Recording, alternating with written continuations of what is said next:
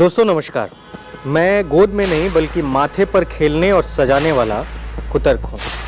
कुतर्क के तौर पर मेरे एक नहीं कई रूप है। नोटों में आने वाली तथाकथित नैनो चिप मेरे उन्हीं रूपों में से एक है।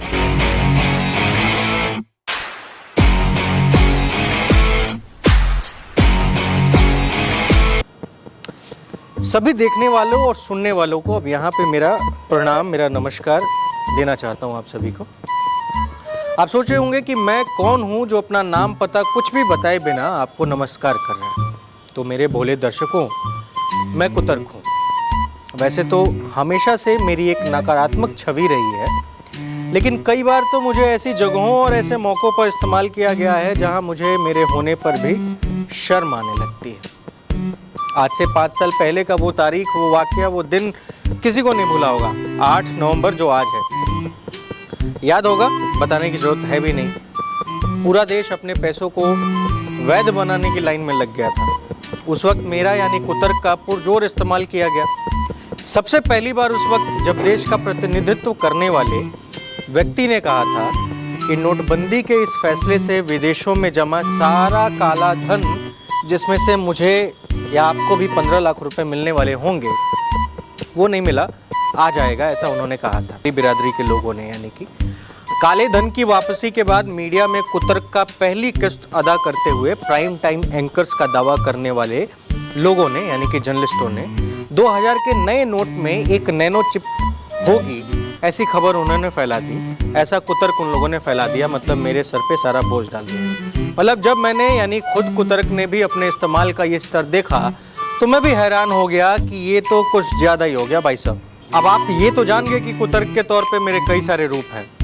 नोटों में आने वाली तथाकथित नैनो चिप मेरे उन्हीं रूपों में से एक भी है। और आप ये ना समझिए कि नैनो चिप जैसी दैवीय बात करने वाले लोग कोई छोटे मोटे लोगों ने की थी, बल्कि ये महान वैज्ञानिक शिगुफा तो हमारी भारतीय मीडिया के उन युग परिवर्तक एंकरों ने छोड़ा था, जो अपने चैनल में देशव्यापी असर करने वाली पत्रकारिता का दावा करते हैं।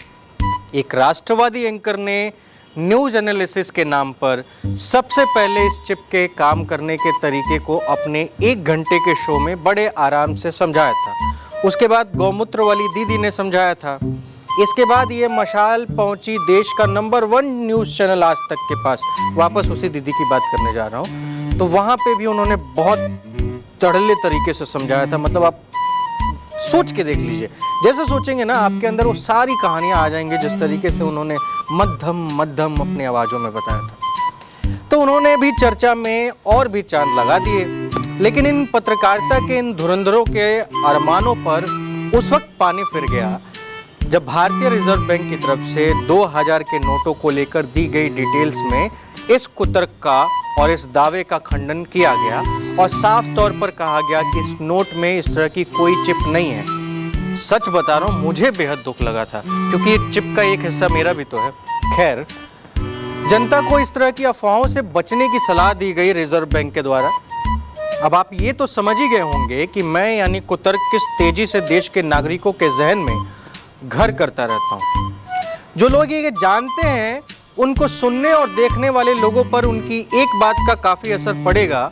अगर वो इस तरह की बात करने लगें तो आप समझिए कि देश की बुद्धिजीवी परंपरा पूरी तरह राम भरोसे है। हमारे देश में पेट्रोल के दाम बढ़ जाएं, सरसों के तेल के दाम बढ़ जाएं, कुछ दिन में हमें आदत हो जाती है। और आदत होने के बाद फिर हम दोबारा सवाल नहीं करते, यानी कि सिर्फ 2 दिन दर्द होता है, उसके बाद भाई वही मलाई के जैसे है। वाह मोदी जी, वाह मोदी जी, ये तो कहानी चली रही है। बहरहाल आज उसी ऐतिहासिक गलती, यानी कि वही 5 साल पूरा हो गया है 8 नवंबर का, जो गलतियां थी उसे याद करने का दिन है। अब आप ढूंढते रहिए और सोचते रहिए कि इस फैसले से आपको क्या क्या मिला, कितने फायदे हुए। मेरा काम हो गया, मैं चला, मेरा क्या, मैं तो कुतर्क हूँ। फिर किसी मूर्खतापूर्ण फैसले के बाद आपको नामी पत्रकारों के मुंह पर नज़र आ जाऊंगा और देखने में भी अच्छा लगूंगा। आप भरोसा भी करेंगे कि वाह क्या बोला है। फिलहाल इस वीडियो में इतना ही। मेरा नाम अनिल शारदा है, ओरिजिनल नाम, और आप द पंचायत देख रहे हैं। अगर वीडियो पसंद आई तो हमारे चैनल को सब्सक्राइब कीजिए, आगे बढ़ाइए। बड़ी मेहनत हो रही है छोटी सी टीम के साथ, तो अब बहुत मजबूती के साथ आपके सहयोग की आवश्यकता है। बहुत बहुत धन्यवाद।